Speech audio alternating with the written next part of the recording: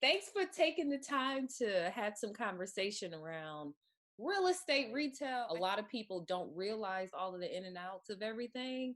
And I think Right. just having some candid conversation would be good. I appreciate it. This is an opportunity I've been looking for. I definitely want to speak out more and educate entrepreneurs on the process of retail leasing or just commercial leasing, period. Hmm.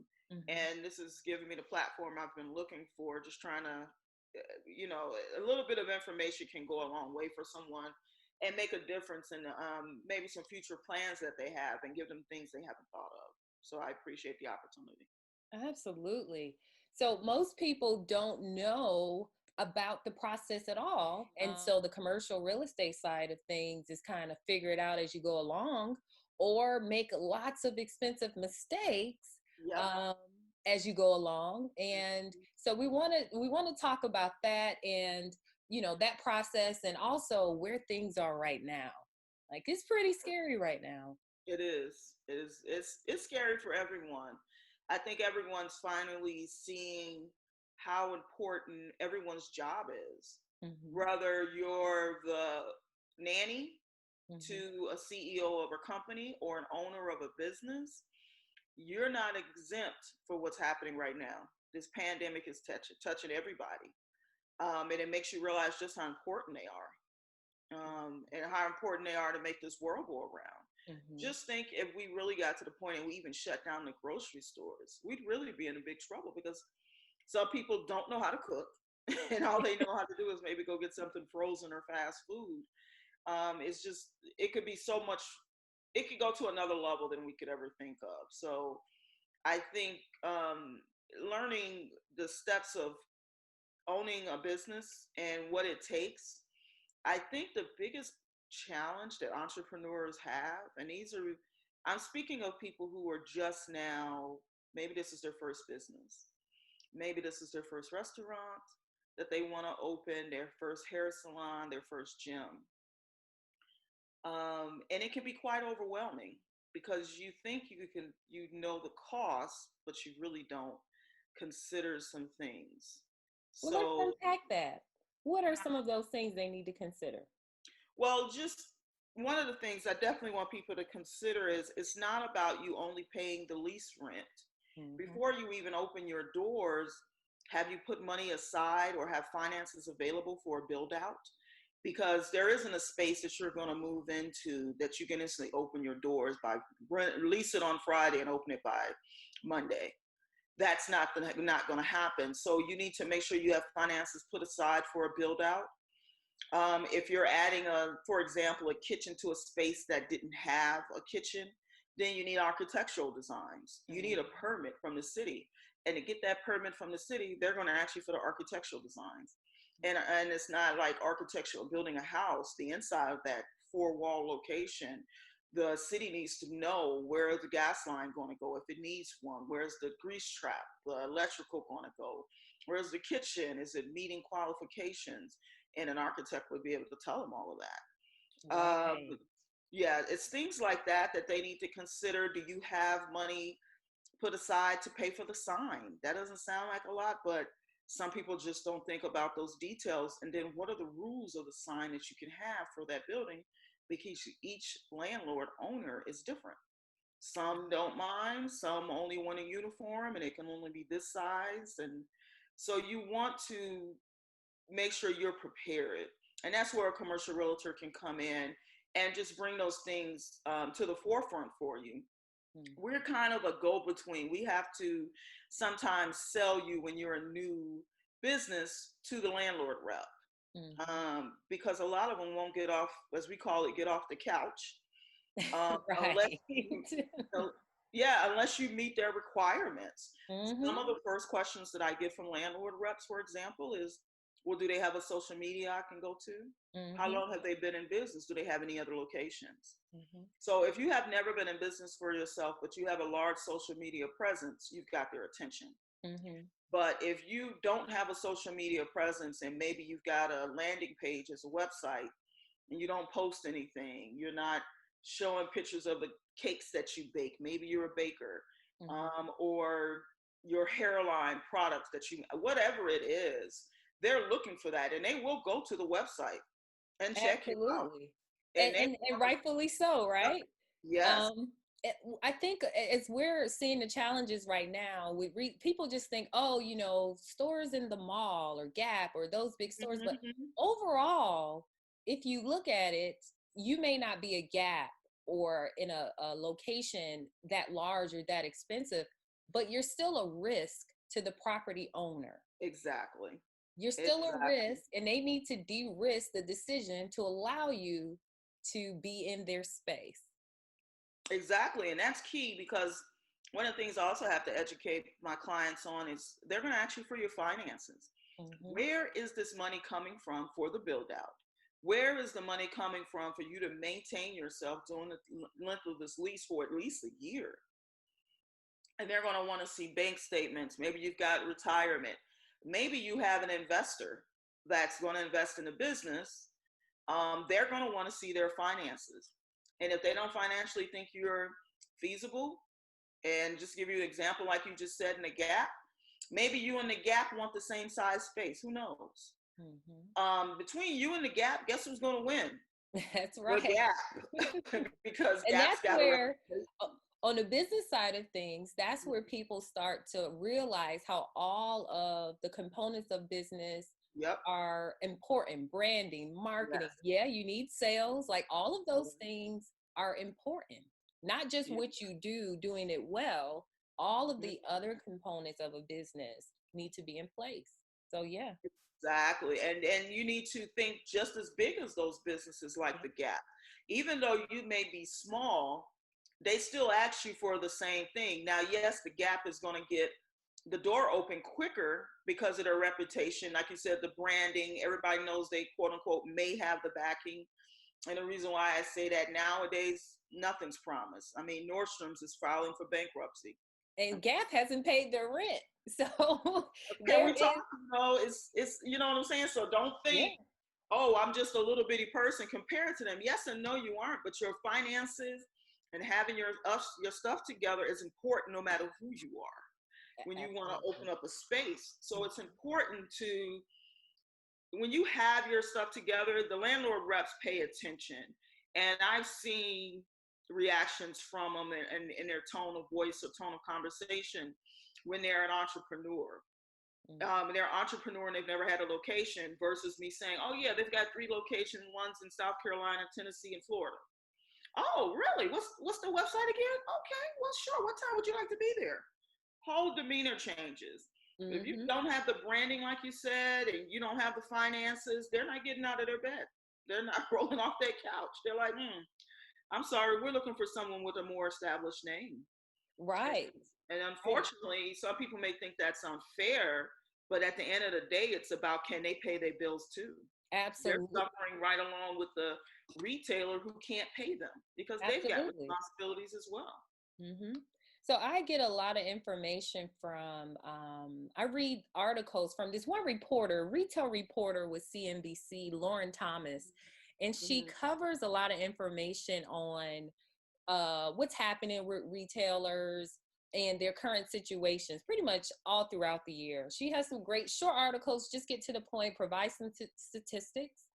And one of the things that in one of her recent articles, she talked about how, Gap, of course, we know have stopped paying rent, and how co-tenancy clauses are being exercised, right? And so one of the things you just talked about was like having a major brand and, how they went out every time, but they also get to define the rules in places like a mall or in a major shopping center. So you want to talk a little bit about that?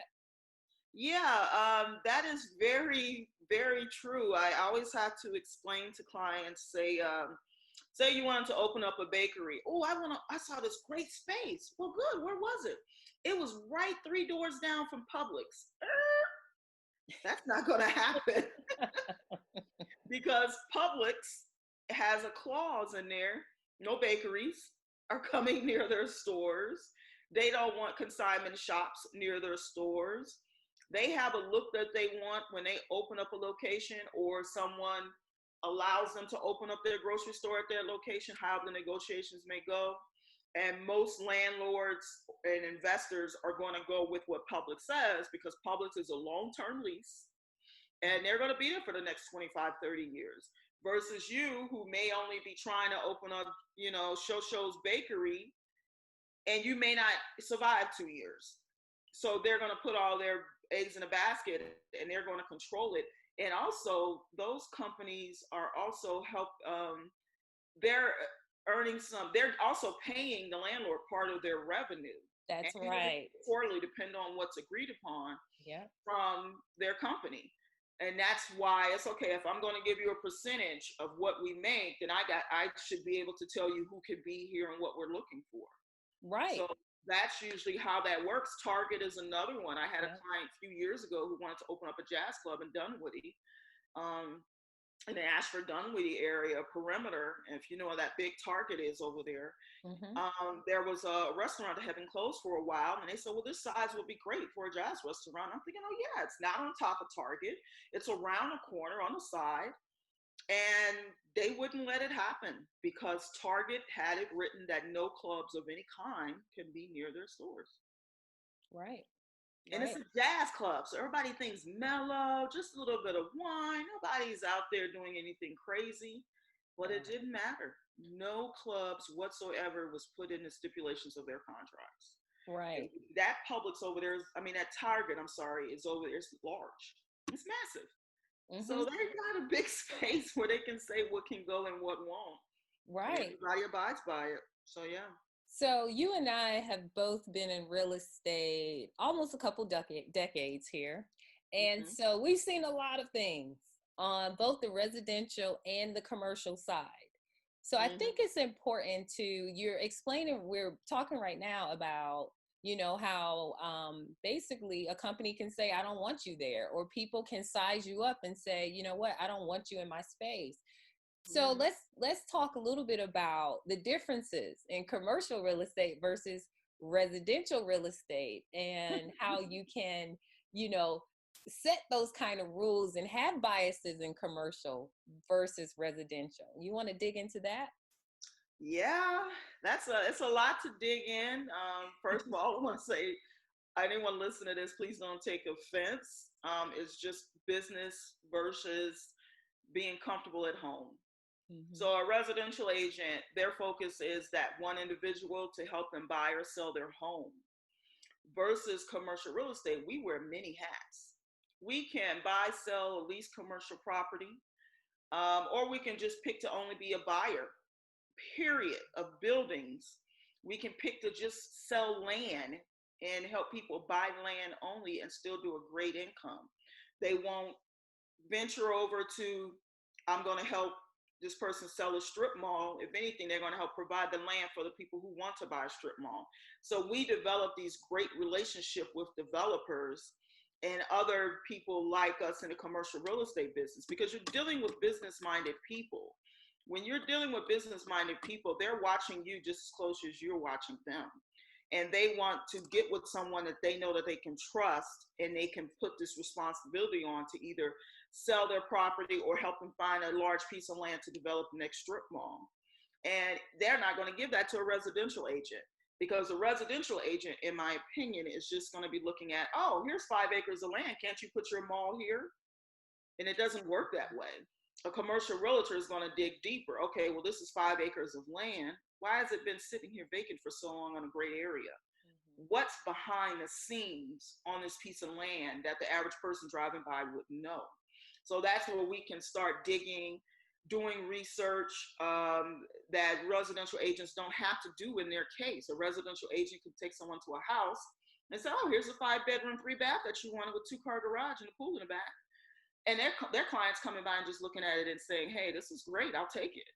But it doesn't work well with us. On the commercial side, yeah, you got to know, you got to have some business sense. You got to have some business sense, and you need, that is so key to have business sense, because your clients are just telling you what they want.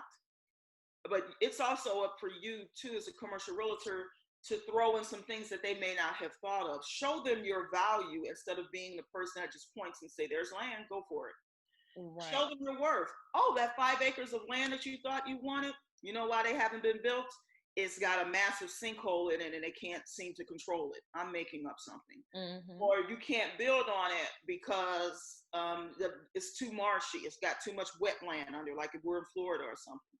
There are reasons why it's not being built on. So those are key things. If you can explain that to your client's going to appreciate that, because in the long run, you're helping them save money. You're helping them save themselves a headache. And then maybe a lot of rules in Georgia, especially in Atlanta surrounding area, a lot of the ordinance have changed as far as when places can close. They're making stores and restaurants close early. As far as like, if you used to go into a restaurant at midnight, maybe you guys want to get away. And we're used to going to this club at midnight, but that city has now changed the ordinance that no, everybody has to close at 1 a.m. So you don't get to enjoy yourself as much. Absolutely. I've noticed that. I've noticed that. I try to find somewhere to eat past 10 o'clock. It's not happening.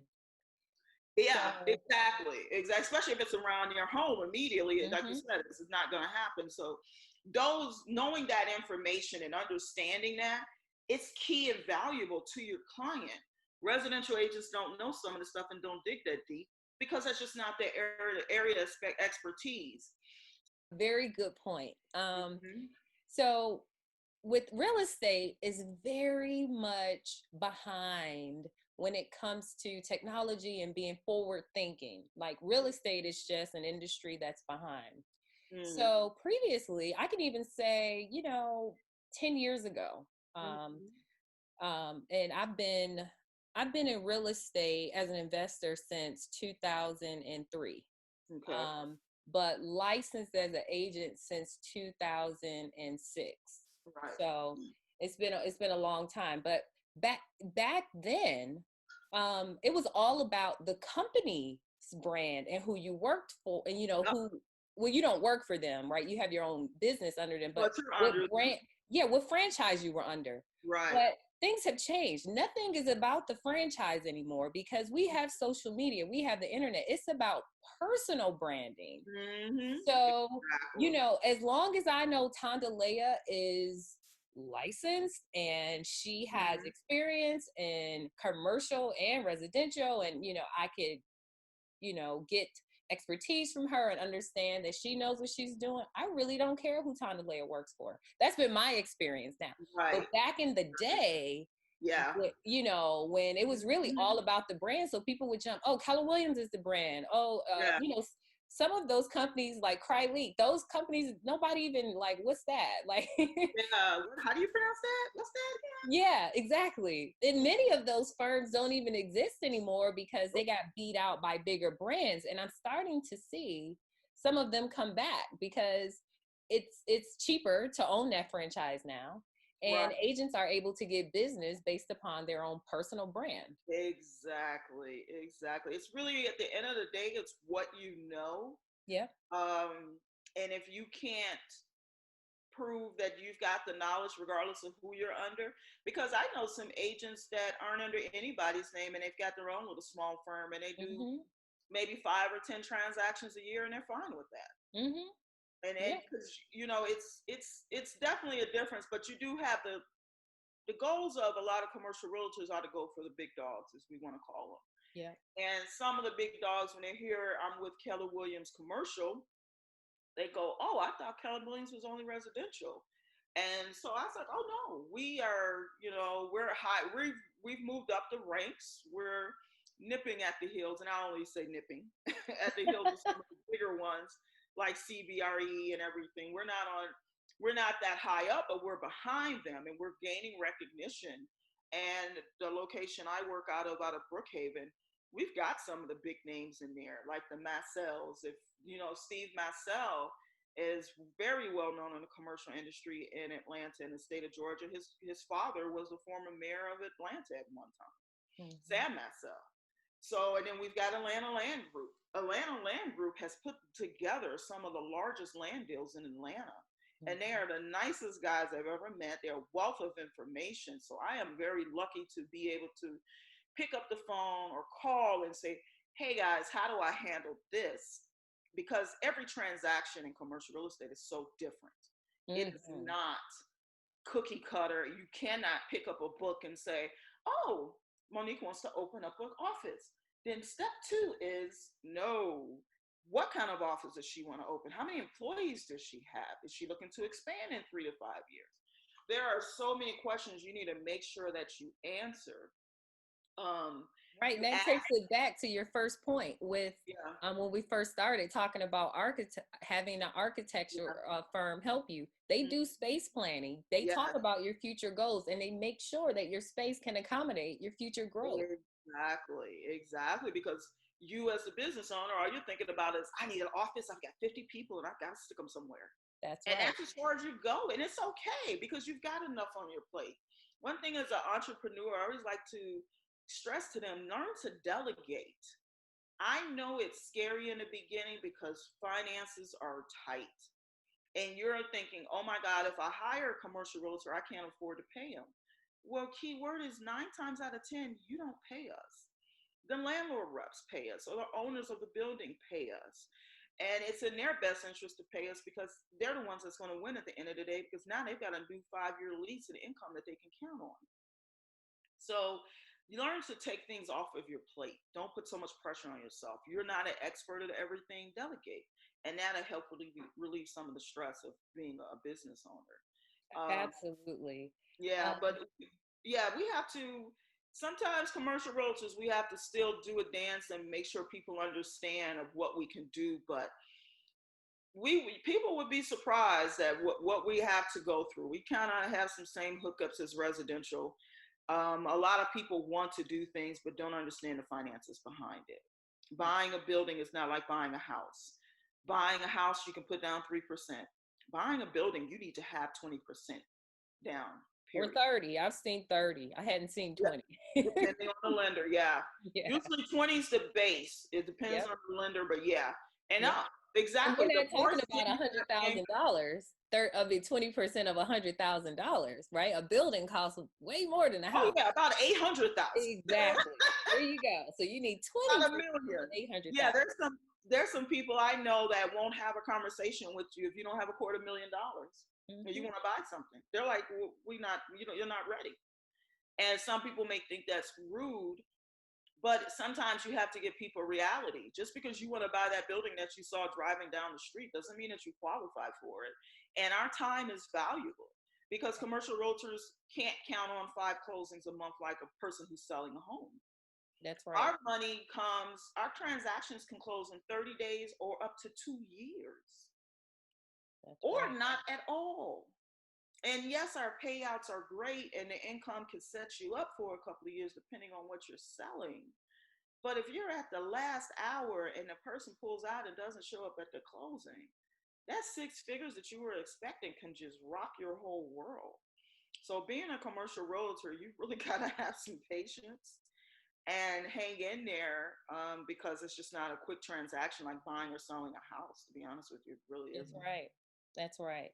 So one of the things I'd like to talk about too is the components of like a commercial real estate lease. So you predominantly work in, you're well-versed in retail leases. Mm-hmm. So what are some things that the retailer, the business owner needs to pay attention to in the lease and negotiate, especially for times like now, when all the what ifs are occurring that we don't expect to occur, but all the what ifs are occurring right now. So what are some things that a retail business owner needs to pay attention to and negotiate in their lease?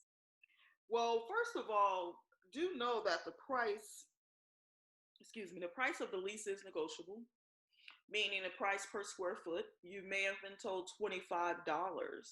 Doesn't mean that you're stuck at that $25 a square foot. That is negotiable depending on what are you bringing to the table to make them adjust it or request or agree to your adjustment on it. You may be able to go from 25 down to 23, and that helps fit in your budget. But if you allow me to do that, instead of a 3-year lease, I'll do a 5-year lease. And instead of me requesting that you paint the walls before I move in, I'll worry about painting the walls. Well, you might have a deal. I'm being very basic. I'm just throwing some things out there for anybody that's listening. So those are things you need to look at. Everything is not written in stone when you get that contract. So prior to that contract, there is a process that we use called a letter of intent, or an LOI. And an LOI is a negotiating tool that we use between the new tenant and the landlord. We'll come up with one, or the landlord will present us with one. And then we'll hammer it out and say, well, we only want this amount for the lease. We do need to be open from 9 a.m. to 10 p.m. instead of 9 to 8, because the landlord can put any type of restrictions they want in there legally, that will benefit their strip mall. But you also have to make sure that that contract benefits you. So if you have a business, like I've had a few clients that have celebrity clientele, and those celebrity clientels aren't getting up at 9 o'clock in the morning to get their hair done. They might come at 11 o'clock at night or 10 o'clock at night to get their hair done, and they need to have that permission to be open that late.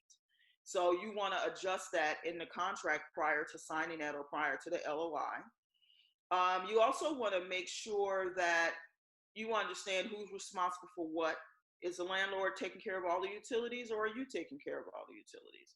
Is the landlord paying for water and you're responsible for internet, electrical, and gas? You need to understand who's responsible for what. Like I said before, understand what type of signage you can put up on the building. Does he have a company that only does specific type of signage? Or is he just giving you the measurements? The landlord will ask for improvement of your signage before you even order it. So don't jump and order anything until you know what he's looking for contract-wise, and then you'll have to send a link or an email that says, that gives an example of what the sign will look like. Get the specifications. Mm-hmm. So those things are very important, because that could be a costly mistake for you. Do not go get a permit or a business license for that location and you have not signed a contract. That's right. Once again, an LOI, and I've seen it, that's why I mention it. Yep. But an LOI is, once again, just a negotiating tool. And for those who don't know what LOI is, that's a letter of intent. Mm-hmm. Yep, it is the letter of intent. So once everything's agreed upon, we've got great pricing, we agree on the time, we agree on the signage, we agree on free rent. That's another thing.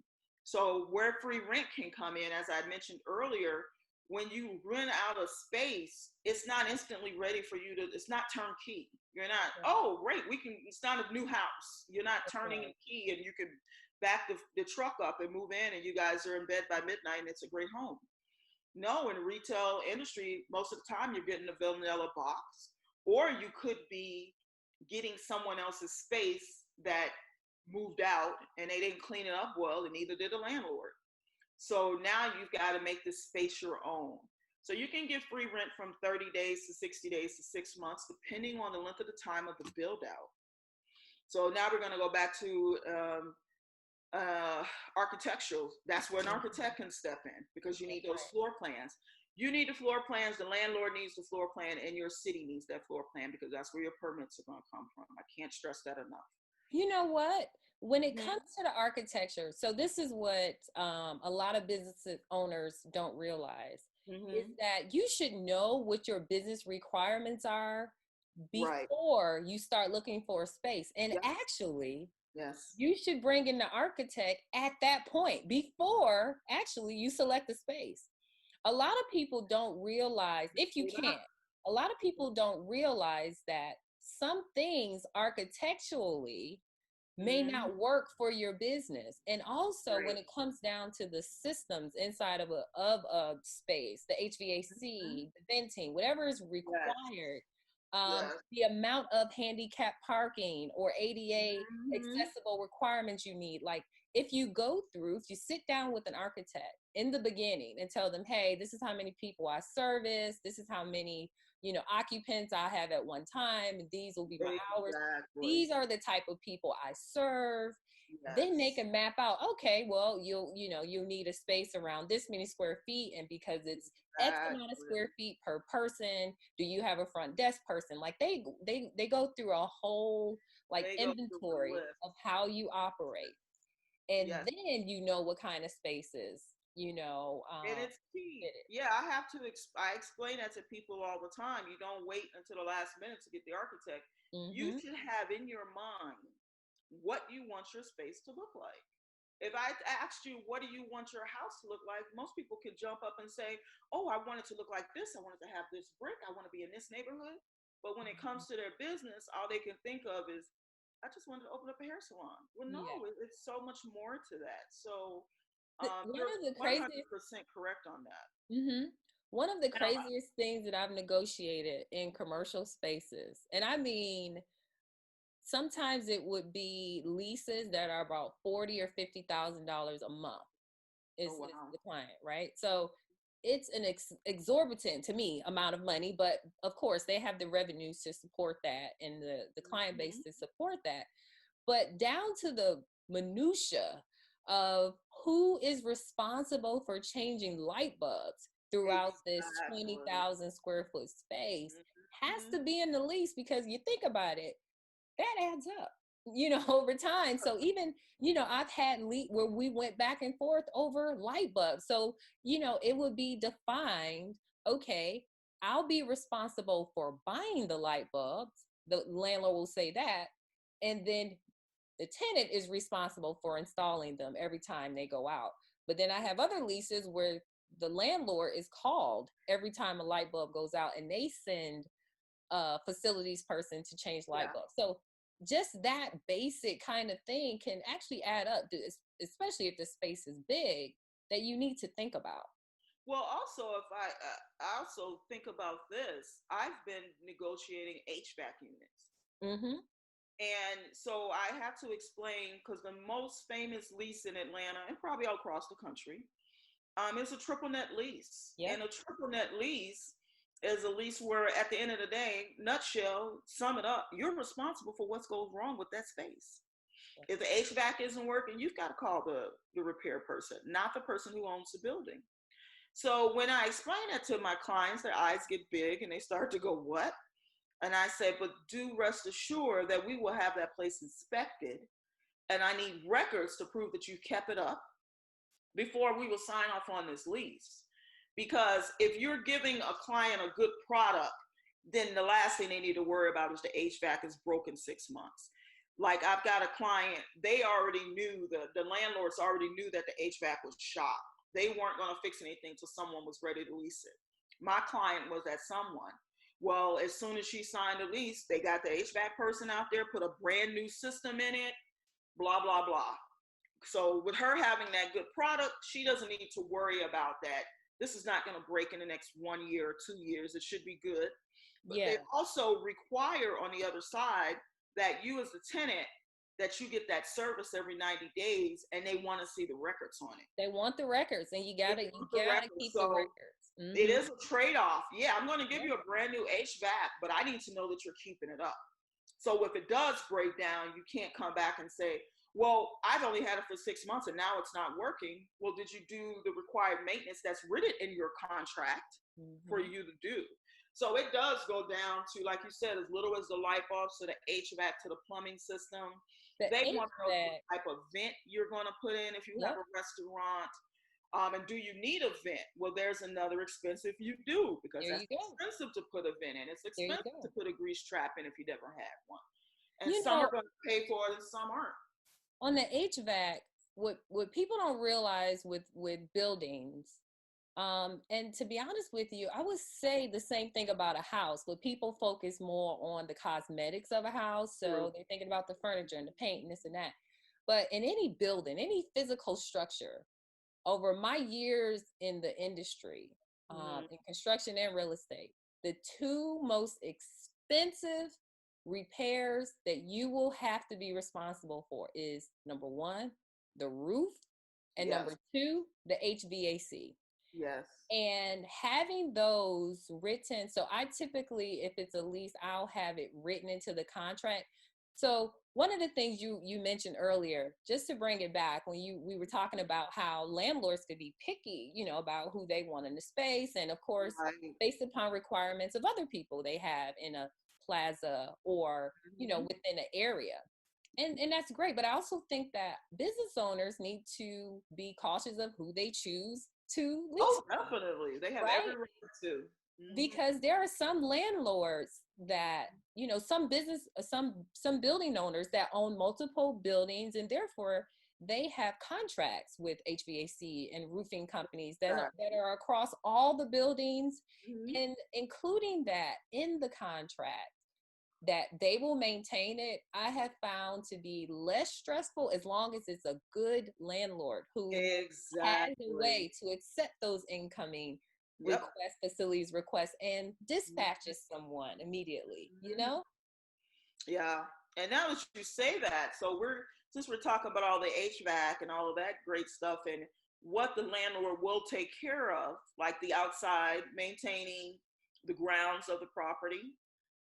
If the windows or something get blown out due to a tornado, I'm making it up, or a bad storm, the landlord's going to come fix that most of the time. But how that's fixed and the taxes and everything that comes along with all of that is a wonderful word called CAM. There you go. CAM is the Community Association Management. It is, as I explain it to people in simple terms, it is the other version of an HOA. It is an HOA for commercial property. So in a home residential subdivision, you've got HOA. Each house has to pay annually an HOA. A condo every month, they've got to pay an HOA fee, and those fees and that money goes to maintaining the subdivision or the condo community. Well, the same thing in a commercial real estate. You have to pay CAM every month. It is not negotiable. Too much negotiable, I should say. You're more apt to be able to negotiate the square footage than you are CAM, because CAM includes the taxes you're help paying a portion of the taxes on that piece of property. Any bills as far as maybe there's outdoor lighting and you're help paying for that.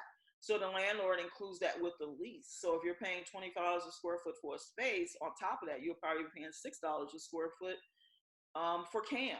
And so now you're paying $31 a square foot for 1,000 square foot space, just to give an example.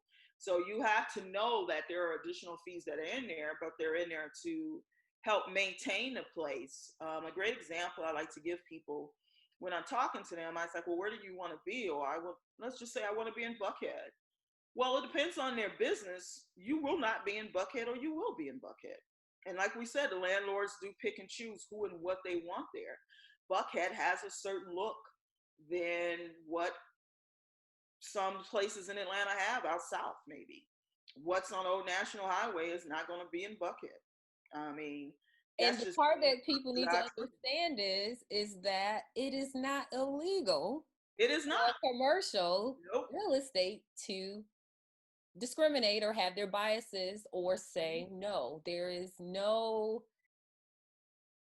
nothing illegal about that happening. Unlike in residential, you have HUD, you have requirements that you can't discriminate based upon certain things, but commercial real estate is a different animal. Would you agree? Exactly. Yeah, I totally 100% agree. And I have to explain to people the exact words you said. It is not illegal. I said that is their business, period.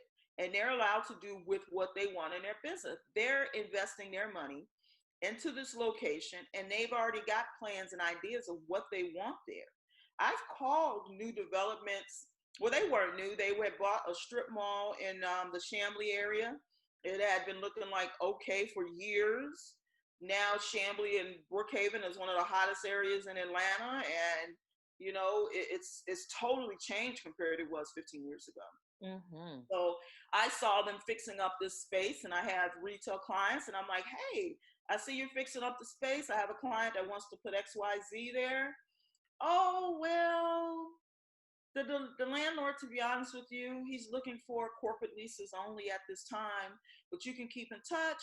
And once we fill up with the corporate leases, if we have space, we'll reconsider. And I couldn't get mad. I could do nothing but respect it. Because once again, if we go back to the Publix and the Target example, if I owned a strip mall and it was 20,000 square feet, and I can get 15,000 square feet to Publix or a Home Goods or a TJ Maxx. Yeah. I'm like, do you need me to bring you donuts with coffee while you sign the lease? That's life-changing for you and your family forever. because they're not going anywhere. Despite of this pandemic, TJ Maxx, Publix, they're going to still be open. I'm not sure. They're not going to struggle. They're going to struggle. Everybody is, except for Publix, because they're a grocery store right now. But that's a great opportunity for that developer to make some amazing money for That's long right. term. And if they have the experience of running a business versus someone who came up with an idea and don't have any business experience, you have to understand they're worried about the success of this location, because at the end of the day, they've got loans they've got to pay. They've got taxes they've got to pay on that building, and they're relying on the income of their tenants to accomplish their goals as well. So just don't ever sit back and take it personal. Just do understand what the look is for that area and what they're looking. That's one of the first questions I get when I call a landlord rep. Hey, how you doing, Bob? Oh, I'm great. Hey, I see you got 1,200 square feet available. I've got a client and they would love to open up in that space. Well, tell me about your client. That is one of the first questions I get. And at that time, I've got to do my song and dance. I've got to be able to explain to them that they want to open up a bakery. Their website is www.bakery.com. They've been in business for 10 years. They've been working out of a prep kitchen. They already have their own clientele, and they're just ready to move towards a retail space. That helps me continue the conversation. At least continue the conversation, right? Okay. Commercial realtors aren't the best at returning calls or following up. Like, it's not the same as in residential. So, but I think we're realizing that, well, I hope those that are really paying attention and trying to understand versus judge too much is that they realize everyone has a runway of okay, I have this many months or this many weeks or this many days before I run out of money, including businesses. So if you as a person are like, hey, I got 3 months of savings, it'll last me, 3 months, and then I got to figure something out. So what can I cut in order to extend that runway for 6 months or 9 months? And that's basically the same kind of decisions that businesses are making right now. But I think what we're all surprised by is that their runway is so short. Right. We're like, wait, you only had a month worth of extra cash flow? Like what? So I think people are surprised to hear that. Well, now you said that, I'm also remembering I do a lot of, as a lot of people are doing now, I'm in Zoom meeting hell. I must do classes and get information from Zoom meeting at least 6-7 times a week, or sometimes 3 times a day. I'm trying to keep up on what's happening in this market, and even just to keep my own skills up in this market and stay positive. But we were talking on a call, and one person, they own a strip mall. They're realtors, they're commercial realtors. And they had a few of their tenants say, hey, we can't pay April rent. And they're like, well, if you can't pay April rent, we'll discuss it. But before we say that, we're going to either push the rent to the end of your lease or just move on from it and not don't have to worry about paying it. Can I see your finances? And do you know some of these retailers refuse to give them their finances? Wow. And it's just like, but that also says 2 things. You are not financially doing what you said you were doing. You probably were paying your rent prior to this pandemic by the skin of your teeth. But it also says that the landlord did not require in their lease that business reports to them quarterly what their finances are. That's right. Which is something that can be included in the lease. It can be, because it's included in the lease in some of these big retail, Publix, Walmart, Target contracts. That's right. So that's a faux pas on both of them. You don't have your stuff together, Mr. Retailer, that you can't even just push a button and say, well, let my CPA give you the P&L that we did last quarter or last month. You're not doing your finances right. And so now you don't have an argument or leg to stand on, because some people are claiming they can't, not all, and even in regular life residential, are claiming they can't pay bills when they can, just to hoard some cash.